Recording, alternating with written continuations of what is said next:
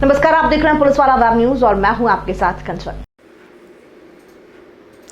बालाघाट जिले में सहकारी कर्मचारियों की अनिश्चितकालीन कलम बंद काम बंद हड़ताल प्रारंभ हो चुकी है, जिसके कारण सहकारी समितियों और पीडीएस अनाज वितरण सहित सारे कामकाज ठप पड़े हुए हैं और किसानों के साथ साथ गरीब राशन उपभोक्ता भी अच्छे खासे परेशान नजर आ रहे हैं।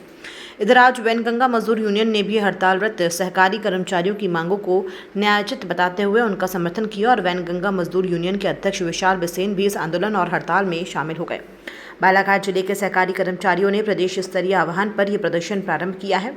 सहकारी कर्मियों का कहना है कि सरकार लंबे समय से उनकी मांगों की अनदेखी करते हुए सिर्फ आश्वासन देने का काम कर रही है, जबकि आज भी उन्हें नियमित वेतनमान नहीं मिल रहा है और सहकारिता मंत्री द्वारा इस संबंध में की गई घोषणा का आज तक पालन नहीं किया जा रहा है।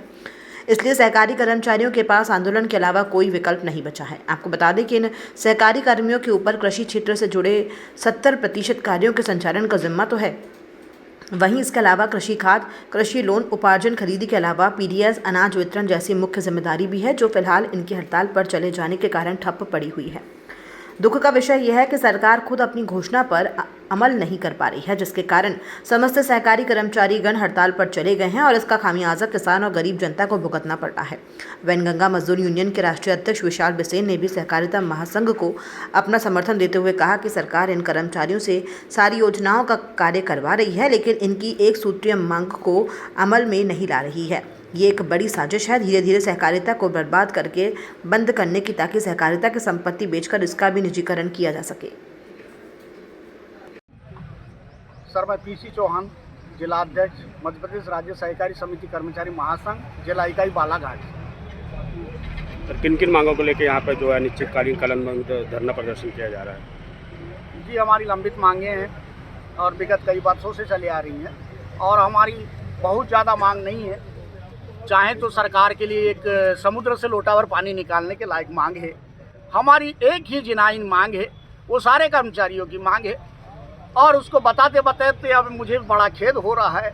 एक ही मांग है श्रीमान जी, अगर इसको लटका दें ऊपर तो भला हो जाए कर्मचारियों का। कौन कौन सी प्रमुख मांगे हैं? प्रमुख मांग एक है कि हमारे समिति के कर्मचारियों को शासकीय कर्मचारी की भांति सारी सुख सुविधाएं उपलब्ध कराएं। दूसरी?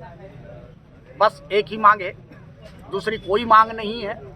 और इसके पश्चात हमारा विगत चरणबद्ध कार्यक्रम चल रहा है। 16 तारीख को अल्टीमेटम प्रदेश सरकार ने दी थी। 21/3/2022 को सारे जिले में प्रसारित करने के लिए हमें कहा कि हमें निर्देश प्राप्त हुए। हमने सारे जिलों में, और आपके संज्ञान में ला दूं कि प्रदेश के सारे 52 जिले भी इस उसमें एक साथ में हैं। सारे लोगों ने 21 को ज्ञापन सौंपा था। 22 तारीख को वो भी हमने किया। 24 तारीख को मुंडन संस्कार ये भी भोपाल में हो चुका है। 25 तारीख को इसके बाद भी सरकार अगर इसको नहीं मानती है तो 25 तारीख से आज पूरे प्रदेश के जिले, आज 26 तारीख सेकेंड दिन है, कंटिन्यू अनिश्चितकालीन हड़ताल पर बैठे हैं। इसके पश्चात भी अगर 31 तारीख के बीच किसी प्रकार का सार्थक परिणाम या कोई आदेश निर्देश नहीं होते हैं, अब ये समझौता की कोई बात रही नहीं है, अंतिम पड़ाव में है। सरकार का समझौता वाला कमिटमेंट हमारे पास रखा हुआ है, उससे कोई बात नहीं है। अब हमारा अंतिम यही है कि 1/4/2022 को सारा प्रदेश का कर्मचारी भोपाल जाएगा। सहकारिता का टोटल प्रदेश का कर्मचारी जाएगा। सीएम हाउस का गिराव होगा और उसमें भी अगर नहीं बनती तो सारा पूरा प्रदेश का कर्मचारी बार बार की खिटखिट से अच्छा अपना एक त्याग पत्र देगा।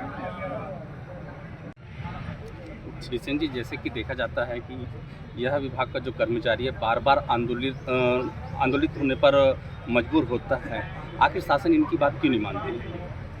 इस तरीके से लंबे समय से मध्य प्रदेश में जो सहकारिता क्षेत्र के जो कर्मचारी हैं वो अपनी सिंगल पॉइंट एजेंडा जो एकमात्र मांग को लेकर आंदोलनरत रहे हैं। 2 साल पहले भी इन्होंने आंदोलन किया था और उस समय जो है शासन द्वारा ये आश्वासन दिया है कि 45 दिन के अंदर उनकी मांग को मान लिया जाएगा और इन्होंने फिर उस आश्वासन को पे मतलब भरोसा कर पुनः अपने मतलब पूरी ईमानदारी से इस तरीके से काम में करते हैं उसमें लौटे। आज इस बात को 2 साल पूरे हो गए। सरकार बार बार गुमराह कर रही है। एक मंत्री बयान को छोड़ देता है मीडिया में, वीडियो में, और वही बयान को जो है कागज़ों पे नहीं उतारा जाता।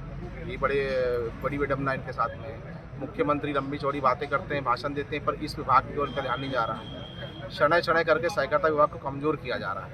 जिस तरीके से तिलन संघ को खत्म कर दिया गया मध्य प्रदेश में, कहीं ना कहीं हमें यह शक है कि कहीं इसी तरीके से अपनाकर सहकारिता क्षेत्र को भी कहीं खत्म ना कर दिया जाए मध्य प्रदेश में। और ये साजिश चल रही है, सहकारिता क्षेत्र की संपत्ति को बेचा जा रहा है जो अन्य राज्यों में भी है, अपने राज्य में है, अलग अलग तरीके से सहकारिता क्षेत्र को कमजोर किया जा रहा है। आज जो हमारा पीडीएस सिस्टम जो काम कर रहा है देश में, ये पूरे देश का पूरी दुनिया में एकमात्र भारत ऐसा देश है जहाँ पे सबसे बेहतरीन पीडीएस प्रणाली है। मतलब भारत में जो खाद्य का अधिकार है, कि हर आम आदमी को खाने का जो अधिकार मिला हुआ है, उस अधिकार में पीडीएस प्रणाली बहुत महत्वपूर्ण योगदान अपना रखती है। और इस पीडीएस प्रणाली को सक्सेसफुल बनाने के, सफल बनाने के लिए यही सहकारिता क्षेत्र का व्यक्ति जो आज यहाँ ज़मीन पर बैठकर धरना दे रहा है, सरकार से अपनी मांगे मनवाने की बात कर रहा है, यही व्यक्ति ने उस सिस्टम को जो है मतलब सक्सेसफुल और बना के रखा है देश में। और आज आम आदमी, जिसमें एक मजदूर यूनियन का अध्यक्ष हूँ, आज मेरा गरीब मजदूर जो है दिन भर मेहनत करके कमाता है, और उसको जो राशन सरकार से मिलता है, उस राशन से उसका परिवार पलता है, और वो राशन उस तक कौन पहुँचाता है? यही व्यक्ति लोग जो यहाँ बैठे हैं।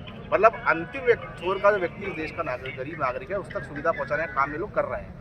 और इनकी एक बहुत छोटी सी मांग है, भाई शासन इनसे सारी योजनाओं में काम ले रही है, आप इनसे धान तोलवा रहे हो, आप इनसे गेहूँ तोलवा रहे हो, आप इनसे बैंकिंग के काम करवा रहे हो, आप इनसे खाद जो है किसानों की उसके काम, आप कृषि क्षेत्र से जुड़े हुए लगभग 70% काम जो सोसाइटी के माध्यम से करवा रहे हो। तो इन कर्मचारियों को सरकारी कर्मचारी का दर्जा देने में समस्या है क्या? ये एक बहुत बड़ा सवाल है। मुझे कहीं ना कहीं लगता है कि जो लंबे समय से मध्य प्रदेश सरकार स्थापित है, क्या होता है, लगातार बहुत लंबा इनको 15-20 साल का समय मिल गया शासन करने का, और ये कहीं ना कहीं लंबा समय जो मिला है, ये भी बहुत बड़ा कारण है कि इनकी समस्याओं को नजरअंदाज कर दिया जाता है। उनको लगता है कि भाई अभी समस्याएं रही नहीं। जिस तरीके से हम कई राज्यों में चुनाव के नतीजे देखते हैं, चुनाव के समय में कुछ और मुद्दे लेकर आके सरकारें बना देते हैं, तो इन्हें लगता है कि इनकी मांग अगर मांग पूरी नहीं भी करेंगे तो चुनावी मुद्दे तो उनकी यथावत है। पर ये गलतफहमी है सरकार की। जिस तरीके से जन अप्रोच में ज़मीन पर देख रहा हूँ, तो कहीं ना कहीं जो है ये जो सहकारिता क्षेत्र है, इसको हल्का ना लिया जाए। ये बहुत महत्वपूर्ण है, गांव-गांव, घर-घर तक घुसा हुआ क्षेत्र है। अगर ये लोग सही में चाहेंगे ना, तो आज तो इन्होंने सामूहिक स्थिति की धमकी दी है, अगर सहकारिता क्षेत्र का कर्मचारी चाहे तो सत्ता को भी उखाड़ के फेंक देंगे।